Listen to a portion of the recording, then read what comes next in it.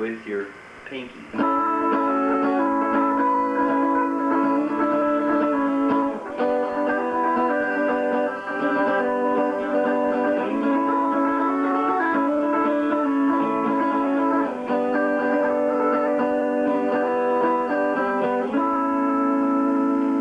So that's mostly what you need to know in bar chords. This type, and what? Minors,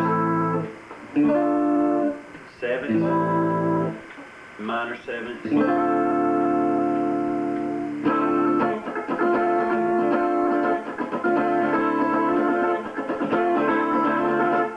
You know, you can use it for a lot of things.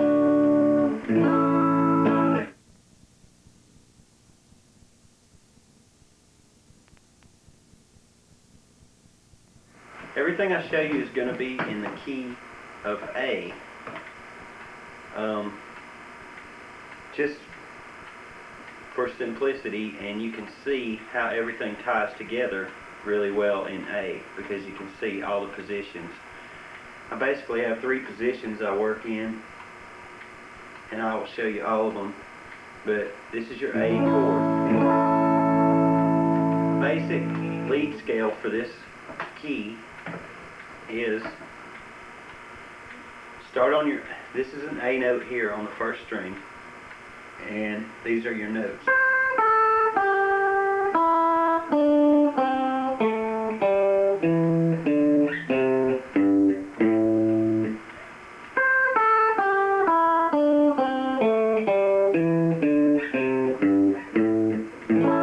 Okay, I think this is a pentatonic scale. Now, what you're going to do is you'll have some bends in there where you can bend the string on the second string here, and what that does, it bends up from that note to that note.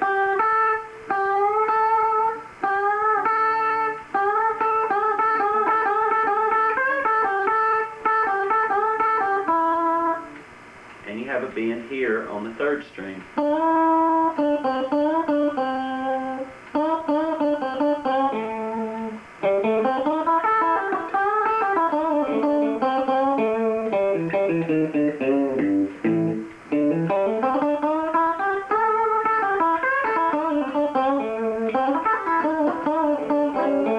You can use incidental notes in between too.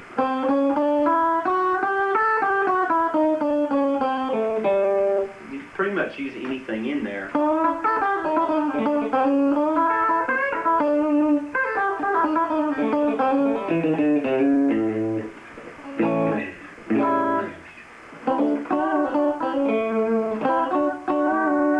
Now what that is, that's the second and third string pressed down and bent at the same time.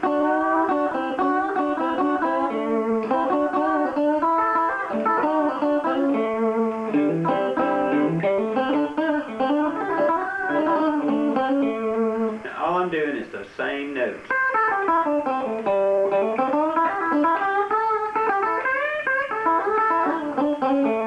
You can also do a bend here.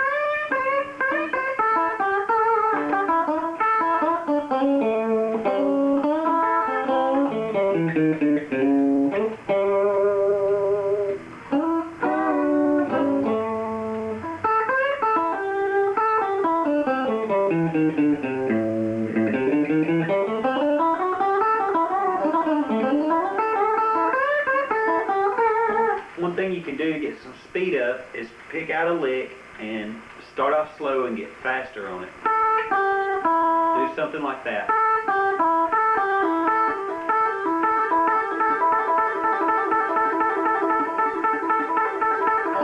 Now one thing I'm doing there is something called a hammer-on and a pull-off.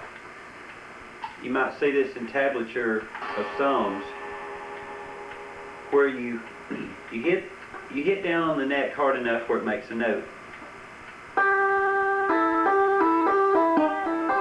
And then when you pull it off where it pops and makes the note. I'm not picking it all.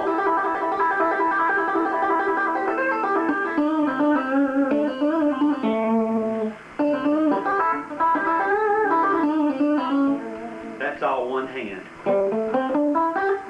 Doing hammer-ons and pull-offs.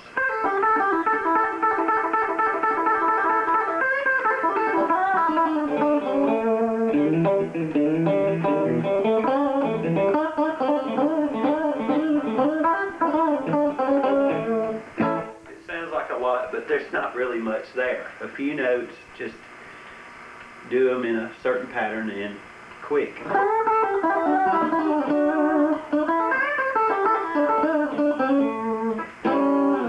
Now, I never moved. I'm in one position doing all of that.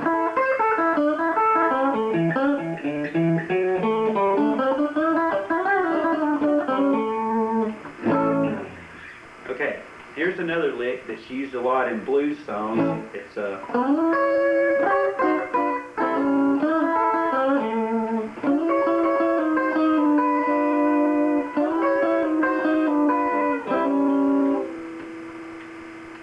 that is made like this. This is your first string, second string, third string. And what you do is you go up, here's your lead position.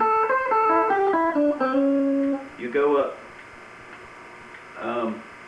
4 frets from here and make this chord and slide it down in half steps. A half step is 1 fret. And then bar here and match down on the third.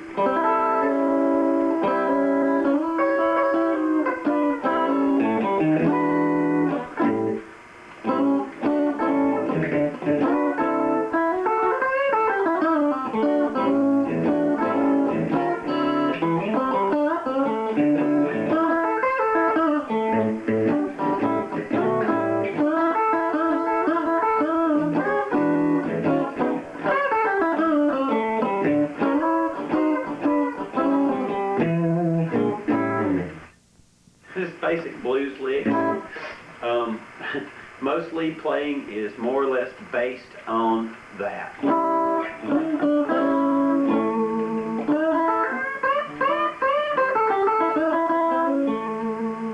Okay, another position is back behind this. Take your A bass, and remember your open A chord is here. Okay, you do the same scale, only you move it back to here.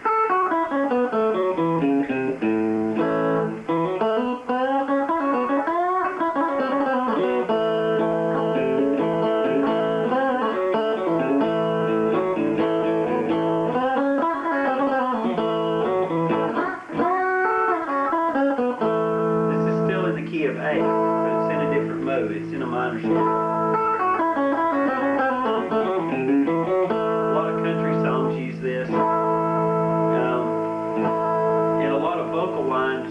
Fall into that. If you're trying to figure out a vocal melody, a lot of times it fits into this scale.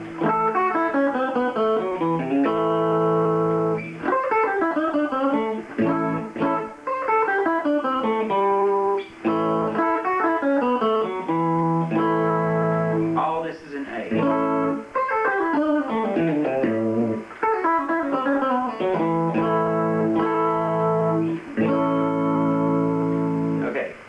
Here's another position.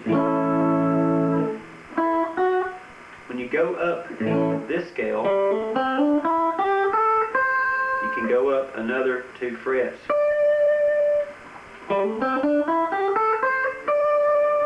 And there's a bend here. Remember this? It's based on it.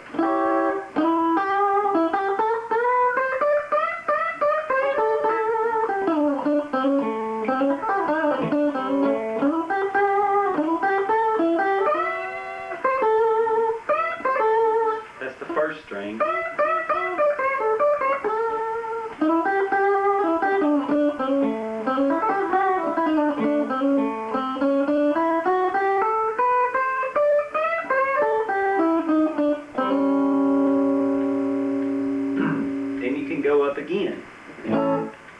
from here, you can go to here.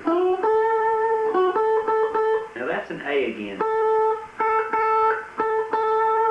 on the second string.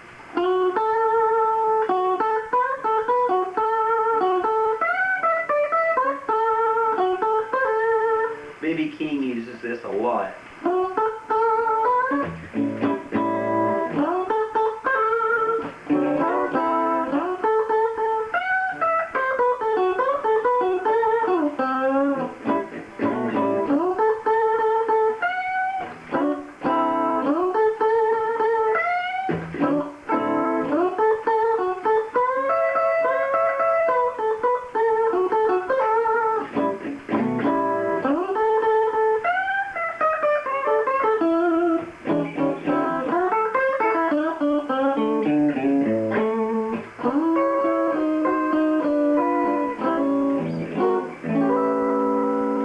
Up on an A. That's an A7 on the 12th fret. So basically, if you know how to do what I just did there, you can play almost any song. The leads.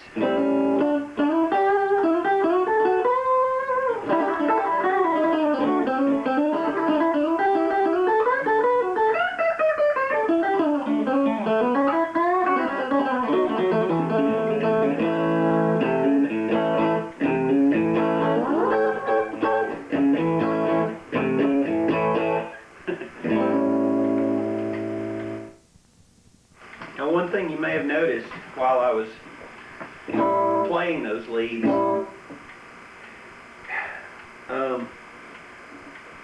when you're playing a lead, the song, if you're in the key of A, is going to change chords. It's going to go to D, it's going to go to E, it's going to go to D, it's going to go to A. What some people fall into when they learn how to play lead is they think they're supposed to follow the chord. Like, they're playing lead in A. When it goes to D, they think they're supposed to go here. But really, you're not. You can stay in the same position no matter where the chord is going.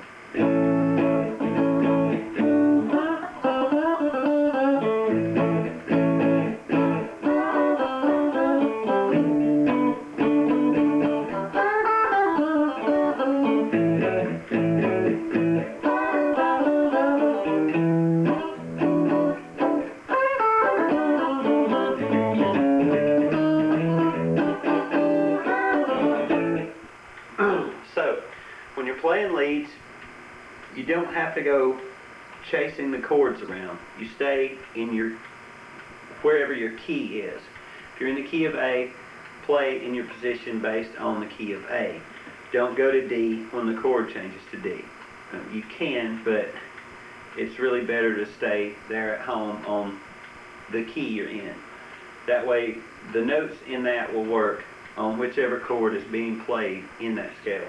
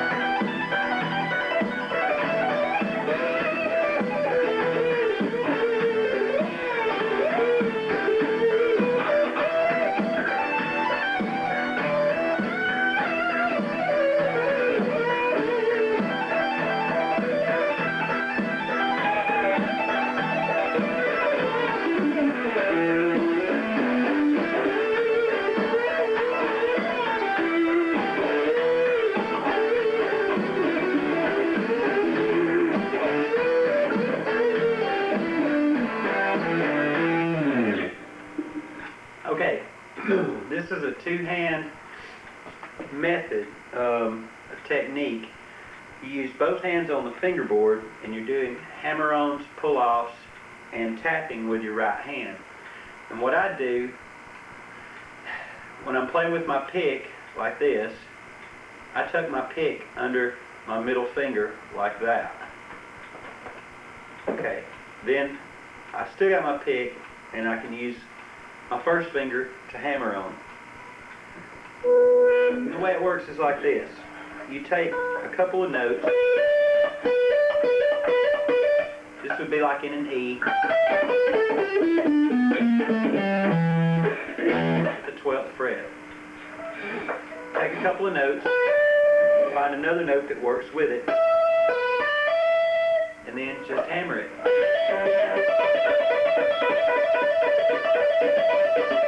You can switch strings.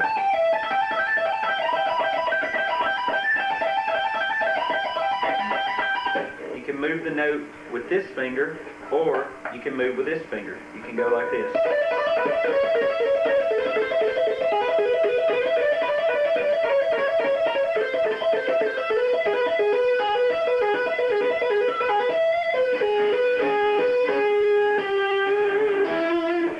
Or you can just hammer on to make another note.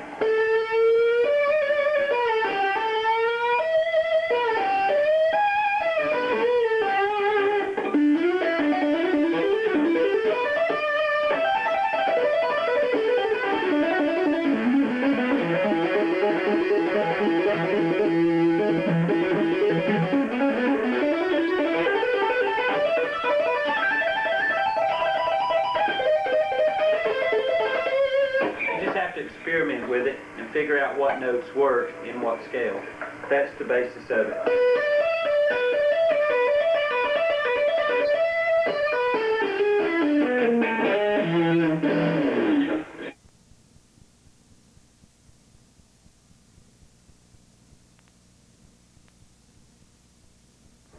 Show you a few little tricks you can do.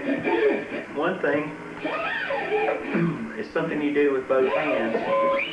You can get a vibrato effect by taking your pick hand up here and grabbing the string that you're working with and pulling it up.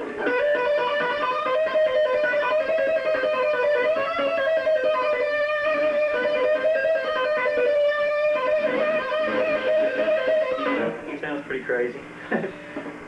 You can also take this finger here and move up the neck while doing something with this hand moving up.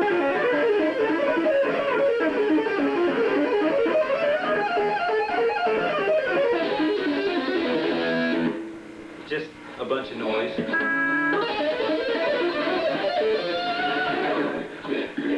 Okay.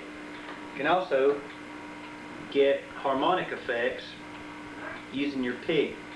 What you do, you hit the string and you let your thumb hit the string right behind the pick, and it makes it squeal.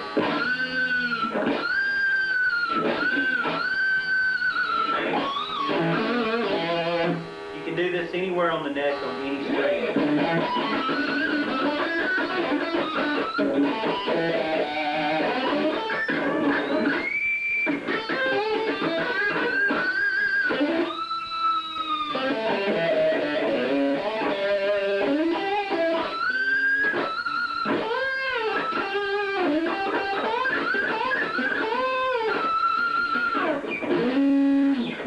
There's a lot of harmonics you can get all over the neck. You just touch lightly and chime it.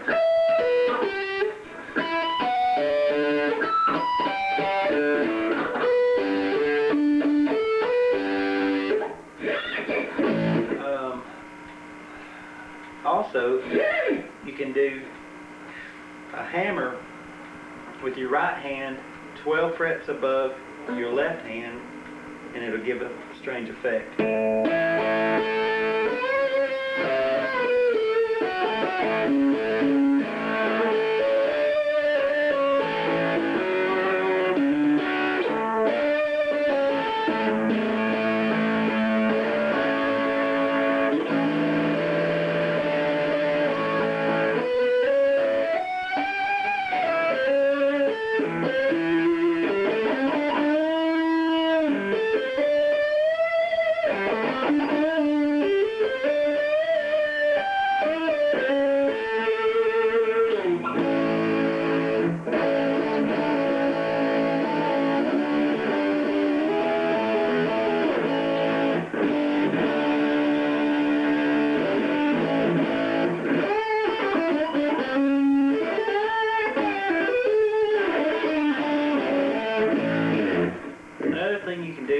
vibrato bar.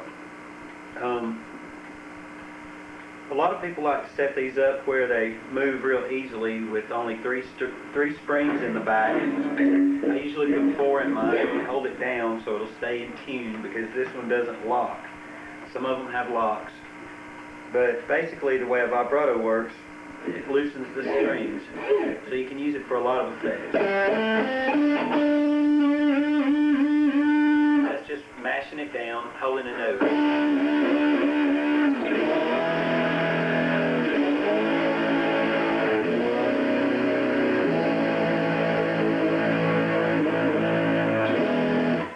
You can also use it in single note lead lines.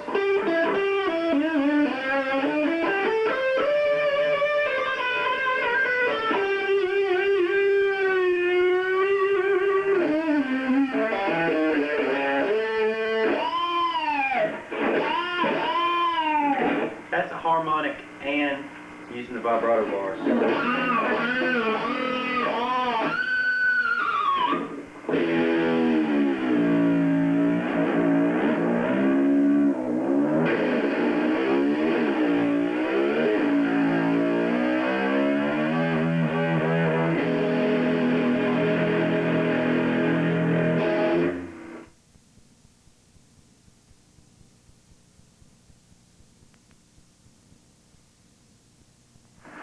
Okay, well that's about all I've got to show you today, but I've got a few helpful hints for you.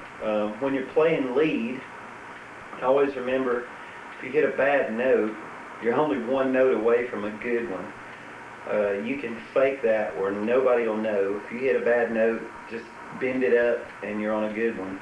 Sounded like you meant to do it. That's one hint to remember. Also, as far as maintenance on your guitar, make sure you got fresh strings on. They give a brighter sound better. Use strings and picks and stuff that you're comfortable with, no matter what anybody tells you. Also, I think our playing style, everyone's style is a little bit different, but everyone is derivative of something else. So we're all kind of a product of what we listen to. So, you know, what you listen to influences what comes out of you when you play. My advice, what I think people should get a handle on if they want to learn rock guitar is probably Jimi Hendrix and Rick Derringer. One of the best songs you can learn is Rock and Roll Hoochie Coo, believe it or not, because it has all the basic elements of rock lead guitar in it. Of course, there's other things that come along after, but if you get that down, it's a good basis for a lot of things. Listen to some blues, because even in country music now, it's becoming more and more like rock, which is based on blues, which is why a lot of guitar players like blues. You should listen to it and learn from it. Even, well, like Mick Mars from Motley Crue is basically a blues player. If you analyze his licks, they're blues. So it's all throughout music.